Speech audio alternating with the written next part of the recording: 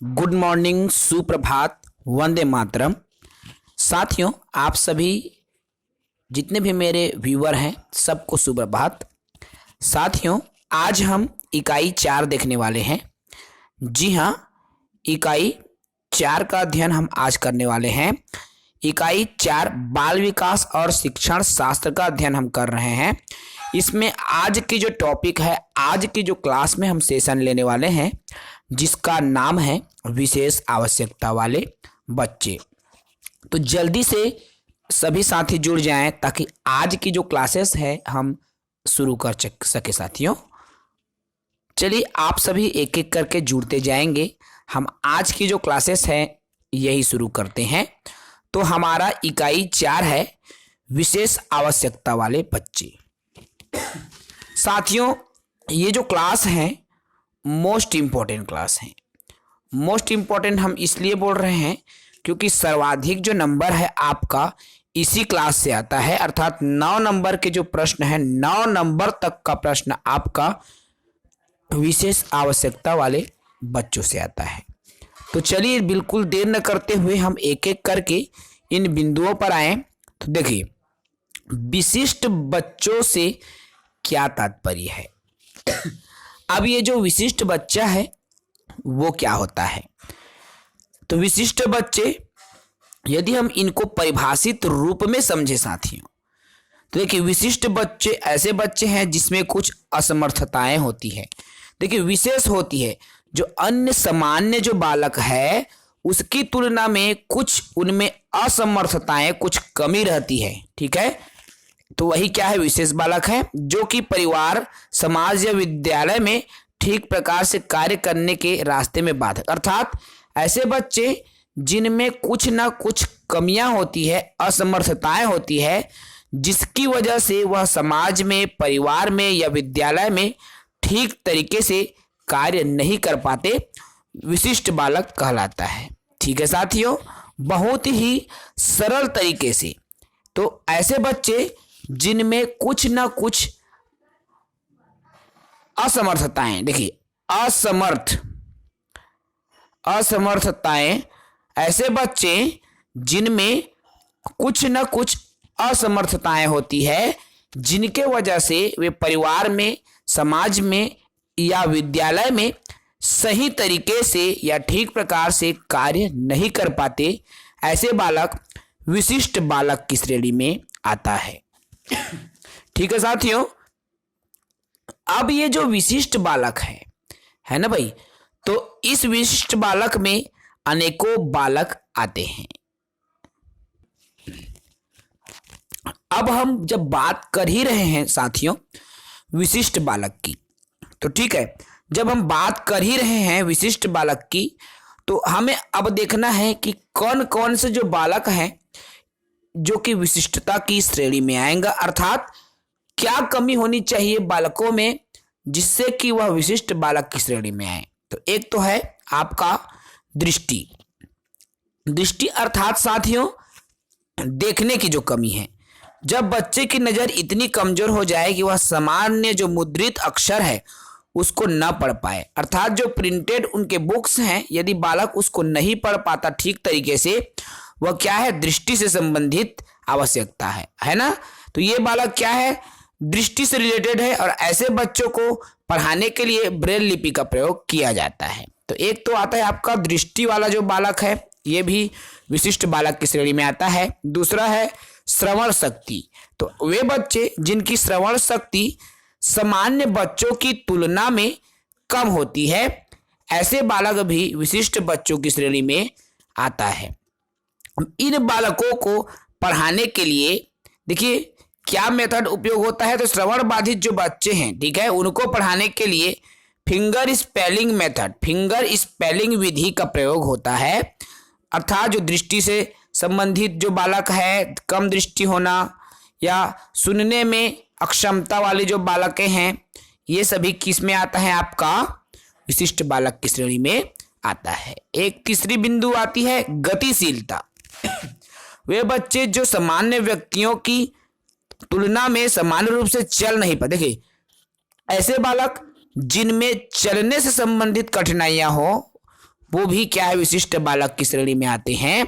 तो ऐसे बच्चों को चलने के लिए उनको सहारे के रूप में किसी न किसी उपकरण की आवश्यकता होती है। ठीक है साथियों, एक बिंदु आता है चौथा बिंदु, संप्रेषण। ये जो संप्रेषण है वार्तालाप बातचीत से संबंधित है। ठीक है, तो संप्रेषण से तात्पर्य विचारों को अभिव्यक्त करने की क्षमता। तो जब बालक, ठीक है, जब बालक अपने विचारों को ठीक तरीके से व्यक्त नहीं कर पाते, अर्थात जिन्हें बोलने या सुनने में कठिनाई होती है, तो ऐसे बालकों को भी जो संप्रेषण की जिसमें कमी है वो भी क्या है, विशिष्ट बालक की जो श्रेणी में आता है। ठीक है, ऐसे बालक क्या है, अपने विचारों को ठीक तरीके से व्यक्त नहीं कर पाते है ना भाई। तो ये सब बालक क्या है, संप्रेषण से जुड़े, बातचीत से जुड़ी, विचारों से जुड़े जो कमी है ऐसे बालकों में होती है। पांचवा बिंदु है साथियों जो निकल कर आता है वो है, देखिए, सामाजिक भावनात्मक संबंध। तो इससे अभिप्राय है कि अपने दैनिक जीवन में हम दूसरे के साथ कैसे संबंध स्थापित करते हैं। देखिए, जब एक बालक क्या होता है, बड़ा होता है ना भाई, तो क्या है, समाज में, समाज के लोगों के साथ एक संबंध स्थापित करता है, चाहे वह संबंध अंतः क्रिया से जुड़े हो या किसी अन्य माध्यम से हो। और यदि बालकों को यही संबंध स्थापित करने में कठिनाइयां हो रही है साथियों, ठीक है ना, समाज से, समाज के साथ संबंध स्थापित करने में यदि बालकों को कठिनाइयां हो रही है, तो वो वही क्या है, आपका सामाजिक भावनात्मक संबंध में जो कमी है ये भी क्या है, विशिष्ट बालक की श्रेणी में आता है। छठवां बिंदु है इसमें बुद्धिमत्ता। अब देखिए, काफी हद तक हमारी जो बुद्धिमत्ता है, शैक्षिक उपलब्धि हमारी चुनौतियों का सामना कर पाने और कठिन परिस्थितियों में निपटने और स्वयं को वातावरण के अनुकूल ढालने में जो है क्या है, मदद करता है साथियों। ठीक है, अर्थात जो बुद्धि की कमी होना, ठीक है ना, जिला हमन बोलते ना संगवारी हो कि ये थोकन जोजुआ मुँह है, कम दिमाग है, कह देते ना, कई जन लड़का के दिमाग नहीं रहे ज्यादा, ओला हमन जोजुआ कह देते, वो कम बुद्धि है। तो वो भी क्या है, विशिष्ट जो बच्चे हैं उसकी श्रेणी में आता है। ठीक है ना। तो उसके बाद में देखिए, ये तो हुआ 6 बिंदु जिसके वजह से हम, या इन बिंदुओं के आधार पर हम जो है विशिष्ट बालकों की पहचान करते हैं साथियों। ठीक है, अब देखिए, आर्थिक रूप से जो वंचित बच्चे हैं, सुविधा से वंचित तो आर्थिक रूप से सुविधा अर्थात ऐसे बालक जो कि गरीब परिवार में पैदा होते हैं, ठीक है, वो क्या है, मूलभूत आवश्यकताओं एवं सुविधाओं से क्या हो जाते हैं, वो बच्चे वंचित हो जाते हैं, है ना। जो गरीब वर्ग के बालक हैं उनको सही सुविधा नहीं मिल पाता। ठीक है, अब जब उसको सही सुविधा नहीं मिलता तो वही छोटे से जो बालक हैं बचपन से ही कुछ न कुछ काम धंधा में लग जाते हैं। आप सभी देखेंगे साथियों, आपके गांव मोहल्ला में भी ऐसे ऐसे लड़का हो ही जब 5वीं 8वीं पढ़े है और आने के बूता जाए के चालू हो गए। काबर चालू हो गए, काबर की वह गरीब परिवार में पैदा हो है ना भाई, कमाही था तो खाही, ऐसे वाला बात हो जाती। तो गरीब परिवार में जब बच्चा पैदा होते तो ओ मन के काय उद्देश्य रहते कि परिवार में कुछ न कुछ आमदनी आए, है ना भाई, आमदनी होए, ओई नाम से लइका मन ल घला को काम बूता करे बर भेज देते, पढ़ाई लिखाई ला छोड़वा देते। ठीक है, तो ये भी एक वजह बनती है विशिष्टता को लेकर, है ना। अर्थात विशिष्ट बच्चों से हमारा अभिप्राय है कि वे बच्चे जिन्हें विकास के दौरान विशेष कठिनाइयों का सामना करना पड़ता है। अब देखो, ये गरीब वर्ग के बच्चे हैं, उनको खाने पीने से भी संबंधित समस्या होंगी, है ना। सही पोषण, देखो सही पोषण जो आहार है ऐसे बच्चों को नहीं मिल पाता साथियों, क्योंकि वो गरीब है, वो भी क्या है, विशिष्ट बालक हो जाएंगे क्योंकि उनमें कमी आने लगेंगी। तो ये भी क्या है, विशिष्टता की श्रेणी में आता है। ठीक है ना। अब देखो, क्षति, अपंगता एवं अक्षमता, ये जो तीन शब्द है, क्षति, अपंगता और अक्षमता, ये तीनों शब्दों के अर्थ को आप बेहतर समझने की कोशिश करेंगे। मैं डिटेल से समझाऊंगा, विस्तार से समझाऊंगा, आपकी भाषा में समझाऊंगा। देखो साथियों, मेरा उद्देश्य है कि मैं आपको इस तरीके से समझाऊं कि आपका एक ही बार में कॉन्सेप्ट क्लियर हो जाए और सीधे दिमाग में बैठ जाए, है ना भाई। तो चलिए, सबसे पहले जो निकल कर आती है क्षति। क्षति आप सब मन जानता हो, क्षति हो गए, नुकसान हो गए, बड़कन क्षति हो गए कैथन ना भाई, बड़कन नुकसान हो गए कैथन, वही क्षति है। लेकिन ओला जब हम शैक्षणिक दृष्टि से परिभाषित करबो तो क्षति के काय अर्थ है, आप देखो। क्षति से अभिप्राय एक बीमार या दोषपूर्ण ऊतक या ऊतक के दोषपूर्ण भाग से है। देखो, क्षति से तात्पर्य क्या है, दोषपूर्ण ऊतक से है ना भाई। अब दोषपूर्ण ऊतक मतलब कोई ना कोई पार्ट, जब शरीर के भाग क्षति हो चुके हैं, खराब हो चुके हैं, तो वही है क्षति, है ना। दोषपूर्ण ऊतक या दोषपूर्ण भाग, शरीर का कोई ना कोई दोषपूर्ण भाग ही क्षति है। तो उदाहरण के लिए तौर पर यदि आंख का कॉर्निया सूख जाए, जिससे कि झुर्रियां पड़ जाए, तो उसमें खराबी आ जाती है और वह क्या हो जाता है, क्षतिग्रस्त हो जाता है। तो यही क्षति है। क्षति अर्थात किसी भी भाग का कमजोर हो जाना, है ना।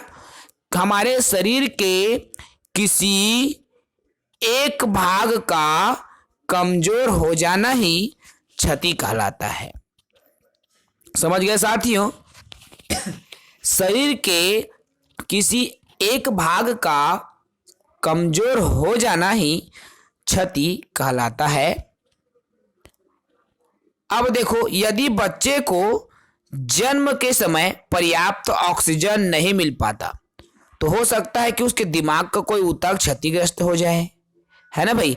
पैर का ऊतक रोगग्रस्त होने के कारण सड़ जाए, कुछ भी कंडीशन बन सकती। अर्थात हमारे जो बॉडी है, हमारा जो शरीर है, तो बहुत सारे भाग हैं इसके, है ना भाई। तो उन्हीं में से कोई एक भाग जब कमजोर हो जाता है तो वही क्या है, क्षति कहलाता है। समझ में आ गया होगा। अब क्षति को और अन्य तरीके से क्या बोलते हैं, एक तो इसको दोष भी बोलते हैं, हानि भी बोलते हैं, क्षीणता या विकार भी हम बोल सकते हैं। समझ में आ रहा है साथियों, क्षति क्या है। अब देखो, दूसरा जो शब्द आता है अपंगता। आप मन सामान्य बोलचाल में जानत हुए अपंग, अंग, अंग मतलब जो शरीर है, ठीक है ना। तो अपंग है कथन ना, यह एक पैर ले अपंग हैगा, अर्थात ओकर एक गोड़ई नहीं है। एक हाथ ले अपंग हैगा, अर्थात ओकर एक हाथ नहीं है। अपंग मतलब उस भाग का ही ना होना। जैसे अभी हमने देखा क्षति अर्थात किसी भाग का कमजोर हो जाना वो क्षति है, लेकिन अपंग उस भाग का ही ना होना वो अपंग है। ठीक है, क्षति और अपंग में समझ आ रहा है ना। तो देखिए, अपंगता से अभिप्राय है कि शरीर या अंग के किसी विशेष भाग का ना होना। मैंने अभी बताया, किसी विशेष भाग का बिल्कुल भी ना होना ही क्या है, अपंगता। और किसी विशेष भाग तो है लेकिन कमजोर है वो भाग, तो वो क्या है, क्षति है। ठीक है ना भाई।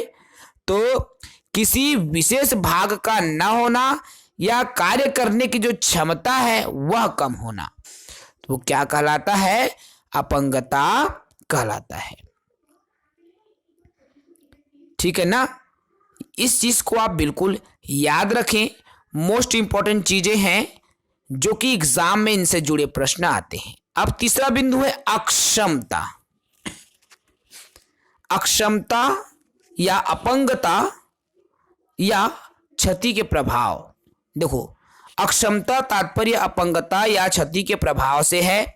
अक्षमता क्षतिग्रस्त या अपंग व्यक्तियों को अंतःक्रिया करने और परिवेश में सामंजस्य स्थापित करने में होने वाली समस्या। देखो, अक्षम अब भाई कोई भी जो अपंग है, मान लीजिए कोई साथी, कोई व्यक्ति यदि पैर से अपंग है ना भाई। अब वो पैर से अपंग है तो उसको कार्य करने में समस्या आएगी ना।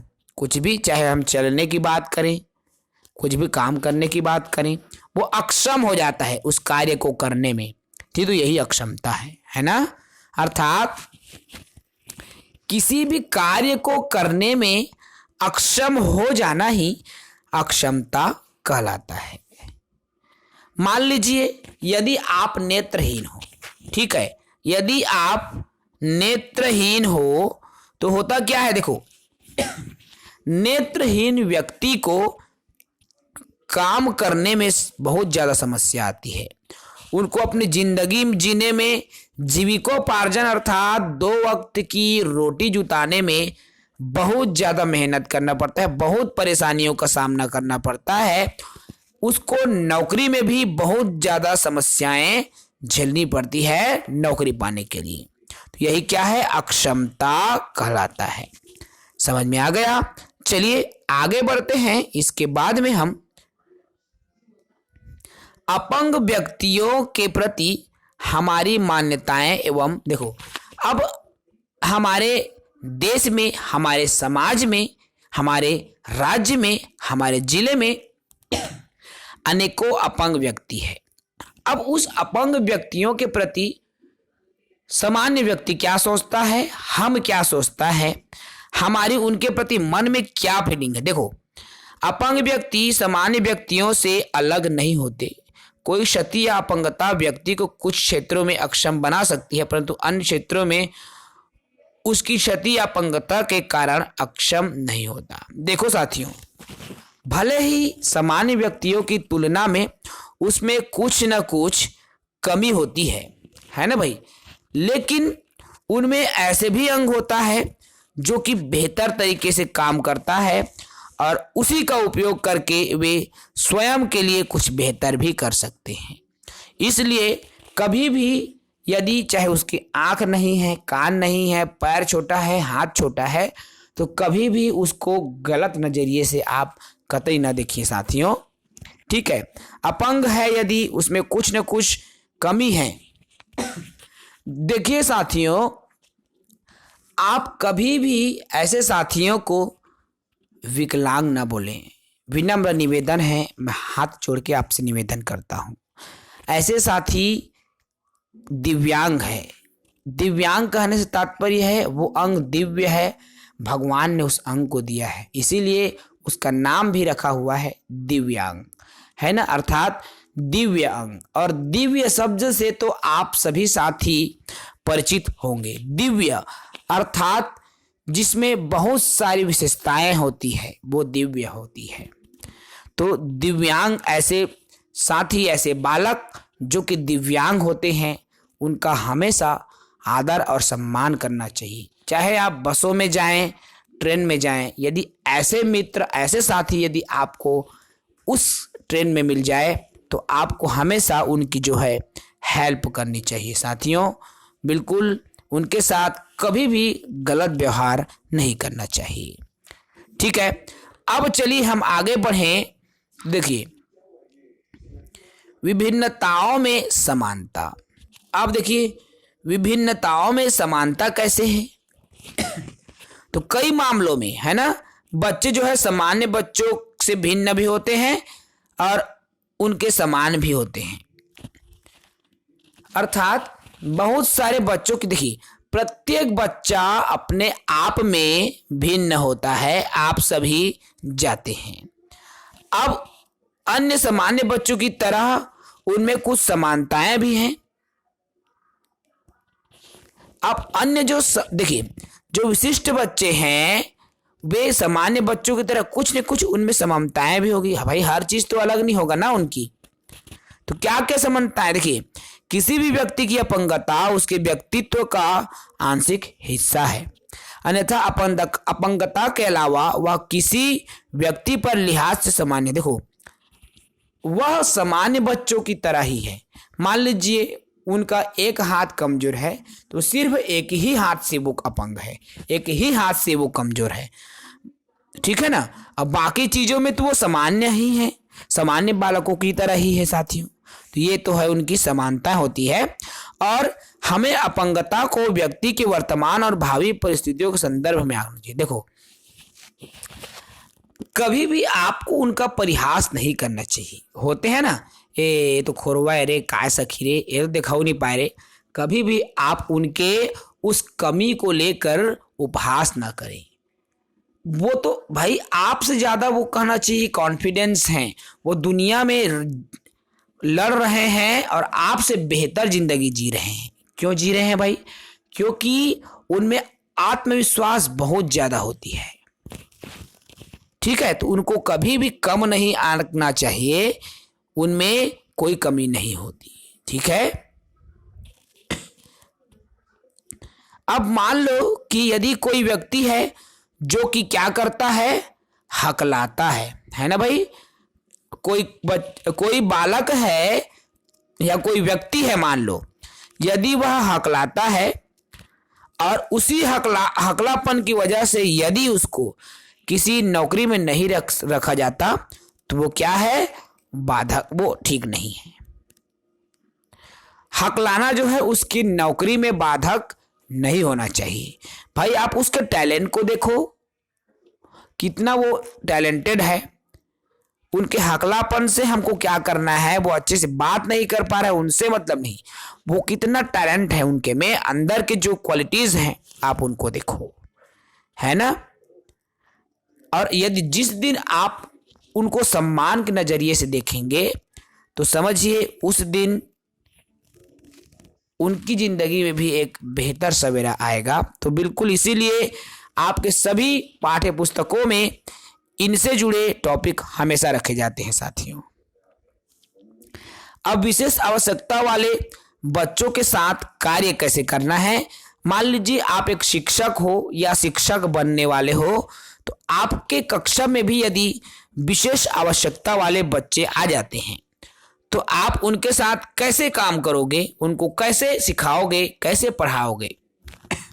एज शिक्षक अर्थात शिक्षक की भूमिका के रूप में तो पहला है अभिनिर्धारण, अर्थात शिक्षकों बच्चों की अपंगता का पता चलते ही अभिभावक को देखो। सबसे पहले यदि आपको लगा कि बालक जो है हकला रहा है, मान लो हम हकलाने का उदाहरण दे रहे हैं, ठीक है। मान लो बालक हकला रहा है तो तुरंत आप उसके पेरेंट्स को, उनके माता पिता को सूचित करें कि आपका बेटा या आपका जो बेटी है इसमें कमजोर है, उनमें ये क्या है, कमियां हैं, है ना। सबसे पहले माता पिता को बोलना है। बच्चे के शैक्षिक कार्यक्रम की योजना बनाना। आप देखो बच्चे में क्या कमी है, पहले तो आपको उसको जानना है एक शिक्षक के रूप में। उसके बाद उसी कमी के आधार पर उसको जानकर विशेषज्ञों से परामर्श लेना चाहिए और उसी के हिसाब से आपको कार्य योजना बनाना चाहिए। अर्थात बच्चों की कमी को पहले जानना, उसके बाद विशेषज्ञों से सलाह लेना, फिर उसके हिसाब से शैक्षिक जो कार्यक्रम है अर्थात कार्य योजना उनको पढ़ाने के लिए बनाना। इस तरीके से शिक्षक का काम होना चाहिए।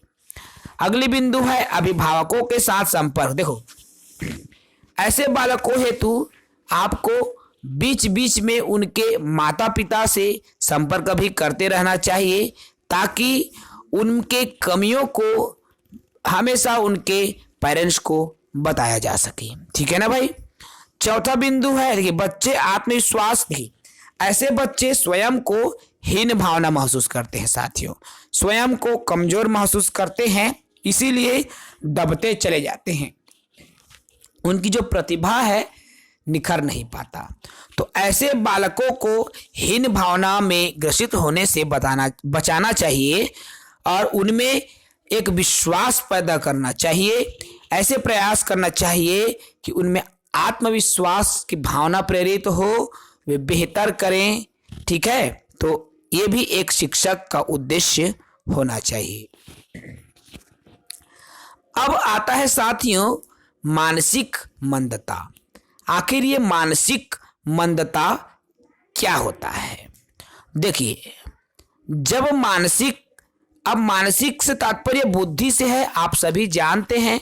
और मंद अर्थात धीमी, जब बुद्धि धीमी गति से कार्य करता है ना। सामान्य तो हम ऐसने समझबो ना भाई, जब दिमाग धीरे धीरे काम करा थे वही है मानसिक मंदता है हमार भाषा में ना।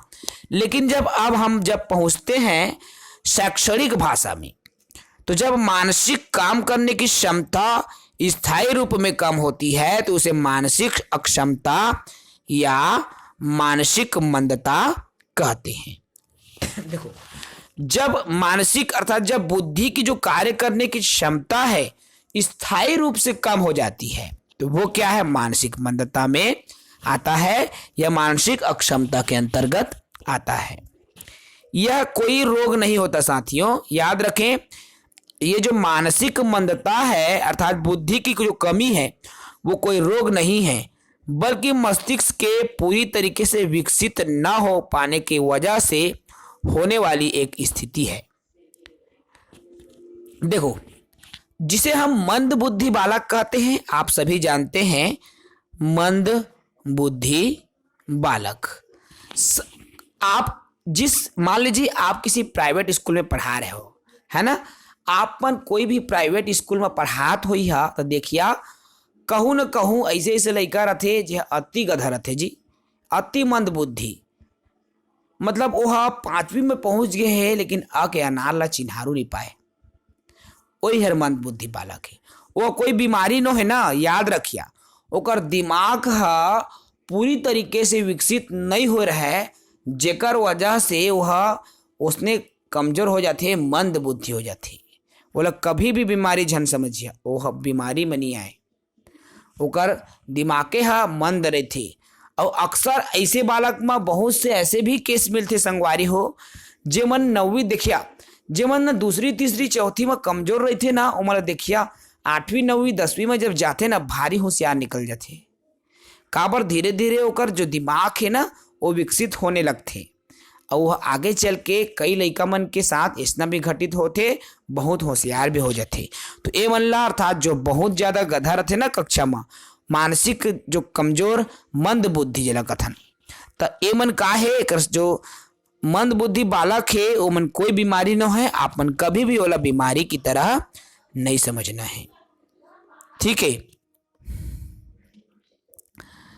अर्थात ये जो मानसिक मंदता है कोई रोग नहीं है। अब एक बिंदु इसको आप देखो, मानसिक मंदता एवं मानसिक रोग क्या है। मानसिक मंदता और मानसिक रोग में बहुत ज्यादा अंतर है साथियों। आमतौर पर यह देखा गया है कि मानसिक रूप से जो मंद व्यक्ति को मानसिक रोगी के रूप में देखा जाता है। अर्थात जे लड़का पढ़ाई लिखाई में बहुत ज्यादा कमजोर है ना भाई, ओला मानसिक रोगी कह देथन, जबकि यह बिल्कुल न है ना। मानसिक रोग एक अलग तरह से होते और जो मंद बुद्धि बालक मानसिक मंदता वो अलग चीज है। तो इसलिए देखिए सरसरी तौर पर मानसिक रूप से बीमार और मानसिक रूप से मंद व्यक्ति कुछ व्यवहार भले ही ओमन के जो व्यवहार है थोड़ा बहुत एक जैसे लगते, लेकिन कभी भी मानसिक मंदता ला मानसिक रोग नहीं समझना है। अब ये जो मानसिक मंदता है ना, मानसिक मंदता अर्थात जो मंद बुद्धि कैसे में हो जाते लड़का मन के दिमाग कैसे में शिशु रूप में जन्म थे तो वह मंद बुद्धि बालक समझ हो जाते। एकरो कई ठो कारण है, तो आवा वही कारण हम जानथन। तो सबसे पहला जो कारण है आनुवंशिक कारक। देखिए आनुवंशिक कारक में जीन्स आते हैं, है ना भाई। अर्थात हमारे माता पिता दादा दादी भी ऐसे ही कमजोर बुद्धि वाले रहे होंगे, मंद बुद्धि वाले रहे होंगे, और उसी का जो प्रयास कहना चाहिए प्रभाव है जो कि उसके बेटे में पड़ता है, यह अनुवांशिकी है। इसका भी यह भी एक कारण है जिसकी वजह से मानसिक मंदता बालकों में आ जाती है, ठीक है भाई। दूसरी बिंदु जो इसमें निकल कर आता है परिवेश संबंधी कारक। देखो परिवेश में अर्थात जन्म के बाद में जब उनको सही माहौल नहीं मिल पाता, चाहे हम बात करें पढ़ने लिखने की माहौल, स्वास्थ्य से संबंधित, ठीक है। तो बच्चों को गर्भ में सही तरीके से अगर वो विकसित नहीं हो पा रहा है, जन्म के बाद में उनकी भौतिक, सामाजिक और सांस्कृतिक जगत में बच्चों के परिवेश के साथ में जब उनको सही तरीके से तालमेल नहीं हो पा रहा है, तो यह अभी क्या है, मानसिक मंदता जो है होने के आसार बढ़ जाती है बालकों में। ठीक है ना भाई, तो ये चीजें समझ गए होंगे। अब ज्ञान और शिक्षा क्रम क्या है, तो देखो ज्ञान अर्थात देखिए शिक्षा क्रम की जरूरत है ना। तो शिक्षा 5 से 6 वर्ष की आयु के जो बच्चे हैं विद्यालय जाते हैं, आप सभी जानते हैं 6 वर्ष के जो बालक हैं वे विद्यालय जाते हैं और विद्यालय में बहुत सी क्षमताएं जो है सीखते हैं, चाहे हम बात करें कौशल की, ज्ञान की, जानकारियां, समझ की और वृत्तियों की, है ना भाई। तो बहुत सारे जो मूल्य है बालक जो है कक्षा में सीखते हैं और उन्हीं तमाम जो अभिवृत्तियां हैं उन्हीं के विकास के लिए क्या है, शिक्षा क्रम की जरूरत पड़ती है। अर्थात बालकों में क्या जो योग्यता है ना भाई, बालकों में क्या योग्यता विकसित किया जाना है, उसी के लिए इसी प्रश्न के जवाब शिक्षा क्रम में मिलता है। ठीक है, अब ये जो शिक्षा क्रम होता है उनकी जो अवधारणाओं पर हम आते हैं, तो देखिए शिक्षा क्रम शब्द है प्रचलन आम बोलचाल में कम ही होता है। तो अभी हमने जो बताया है बच्चों में क्या चीजें कमी है, अर्थात क्या बच्चों को सिखाया जाना है जिससे कि उनकी सभी आवश्यकताएं पूरी हो जाए, वही चीजें जिसको शामिल किया जाता है वह शिक्षा क्रम कहलाता है। कहा जा सकता है कि शिक्षा क्रम सुविचारित अवधारणा है जो शिक्षा के हर पहलू को दिशा निर्देश, अर्थात चाहे वो समझ हो, ज्ञान हो, अवबोध हो, मूल्य हो, सभी चीजें जब बालक सीखते हैं तो वही शिक्षा क्रम से संभव होता है। ठीक है ना साथियों, समझ में आ रहा होगा, बहुत ही सरल तरीके से हम समझाने का प्रयास करें। अब पाठ्यक्रम क्या है तो पाठ्यक्रम की अवधारणा को आप समझो। देखो शिक्षा क्रम और पाठ्यक्रम को एक ही अर्थ में भले ही प्रयोग किया जाता है, लेकिन ये दो अलग अलग अवधारणाएं हैं, ठीक है, जो कि एक ही अर्थ में प्रयोग करने के जो भ्रांति, अर्थात देखो ये दो अलग अलग अवधारणाएं हैं जो कि एक जैसा भ्रांति होता है। देखो जी ये जो पाठ्यक्रम है साथियों, है ना भाई, ये जो पाठ्यक्रम है वो हमें बताता है कि किस स्तर पर क्या सिखाया जाए, लेकिन वही सिखाया जाना चाहिए। देखिए पाठ्यक्रम क्या बताता है कि मान लीजिए कि कोई बालक कक्षा दूसरी में है, तो उस बालक को कितना ज्ञान आना चाहिए, कौन से विषय में कहाँ तक वो सीखे, ये चीजें पाठ्यक्रम सिखाता है ना भाई। कितना सीखें, क्या सीखें, ये सब चीजें पाठ्यक्रम जो है निर्देशित करता है। और शिक्षा क्रम क्या है, क्या क्या योग्यताएं, क्या क्या आवश्यकताएं, जानकारियां, मूल्य उस बालकों में शामिल किए जाए, वो शिक्षा क्रम है। तो समझ गए होंगे शिक्षा क्रम और पाठ्यक्रम, है ना। तो ये तो बहुत ही इंपॉर्टेंट। अब शिक्षा क्रम का चुनाव कैसे करना है हमें, इसमें देखो शिक्षा के उद्देश्य बनाना है, सामाजिक आधार, मनोवैज्ञानिक आधार, ज्ञान में मानसिक आधार, तो ये तमाम आधार को लेकर हमें शिक्षा क्रम का जो निर्माण है वो करना चाहिए। ठीक है साथियों, अब उसके बाद में आता है निःशुल्क एवं अनिवार्य शिक्षा, अर्थात शिक्षा के अधिकार अधिनियम 2009। ठीक है, तो शिक्षा के अधिकार अधिनियम 2009, यहां से आपका 1 या 2 नंबर के प्रश्न बनता ही है साथियों, मोस्ट इंपॉर्टेंट। तो देखिए इस विधेयक को 20 जुलाई 2009 को राज्यसभा में मंजूरी तो मिली, लेकिन 1 अप्रैल 2010 को शिक्षा के अधिकार अधिनियम लागू किया गया है। आप याद रखेंगे, है ना भाई। शिक्षा के अधिकार अधिनियम को 1 अप्रैल 2010 को लागू किया गया है। और ये क्या बताता है कि जो प्राइवेट स्कूल है ना, उसमें 25% जो सीट है जो गरीब बच्चों को मिलना है, बिल्कुल निःशुल्क पढ़ाई होना है। 25% सीट गरीब बच्चों के लिए निर्धारित रहती है प्राइवेट स्कूल में। और एक बात और आप शिक्षा के अधिकार अधिनियम में याद रखें कि वो जो एडमिशन है, ठीक है ना, वो उस स्कूल की सबसे निचली कक्षा, मान लीजिए उस स्कूल में केवल 6वीं से 8वीं तक है, तो वह 6वीं से चलेगा, ठीक है।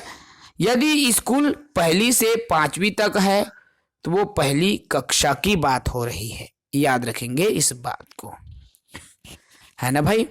ये सब चीजें हैं जिसे आपको समझना है। अब शिक्षा के अधिकार अधिनियम में ज्यादा क्या पढ़ना है, हम इसके लिए डिटेल्स वीडियो लाएंगे। इतना अभी आप समझिए कि 1 अप्रैल 2010 को शिक्षा के अधिकार अधिनियम आया। 1:30 के अनुपात में शिक्षक छात्र का अनुपात होना चाहिए 45। देखिए 45 घंटे की जो क्लासेस है लगभग, इसमें देखो घंटे से चीजों में हम बाद में इसको क्लियर करेंगे। साथियों, आज का जो सेशन है, आज का जो वीडियो है, यहीं पर समाप्त करेंगे। कल के सेशन देखिए, ये जो निःशुल्क एवं अनिवार्य शिक्षा में शिक्षा के अधिकार अधिनियम है, इसके लिए हम एक पूरा जब यूनिट कवर हो जाएगा ना, तो एक अलग से क्लासेस लाएंगे। उसमें पूरे मोस्ट इम्पॉर्टेंट टॉपिक्स को लेकर चलेंगे।